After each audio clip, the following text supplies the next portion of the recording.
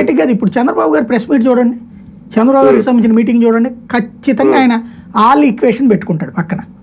మహిళ, SC, ST, BC, minority, రాజకీయ అవన్నీ వాళ్ళ క్యాస్ట్లని నాకు తెలియదు అంటే నవ్వుతారు. అట్లాగే ఈయనైనా తీసుకుని వెళ్ళేటప్పుడు ఈయన ప్రోత్సహించుకోవాలి తన దాంట్లో. ఈయనేమి కొత్త పార్టీ కాదు కదా, ఇన్ని సంవత్సరాల పార్టీలో నాకు తెలియదు మా వాళ్ళ కులాలంటే తెలుసుకోవాలా. తెలియనంత అమాయకుడు అయితే ఆయన కాదు, కాకపోతే అదే సరదాగా చెప్పారు అనుకోవాలి.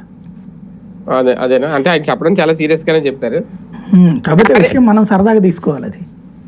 అదే కానీ ఒకటి సార్, ఇంతకు ముందు ఎన్నికలకు ముందు కూడా మాట్లాడారు, అది మనం చాలా సార్లు అనుకున్నాం, కాపు సామాజిక వర్గంలోనే తెలగ, బలిజ, ఒంటరి వీళ్ళందరూ బయటికి రావాలి ఇదంతా. ఇప్పుడు కులముద్ర పడిపోయింది అధికారంలో వచ్చిన తర్వాత, ఆ ముద్రను ఏమన్నా తొలగించుకునే ప్రయత్నం ఏమన్నా మొదలు పెడుతున్నారా పవన్ కళ్యాణ్? అదేమన్నా అనిపించింది అప్పుడు? అట్లయితే కనుక ఇక్కడ ఇట్లా రిక్రూట్ చేయకూడదు కదా, ఇట్లా నియామకాలు చేసుకోకూడదు కదా.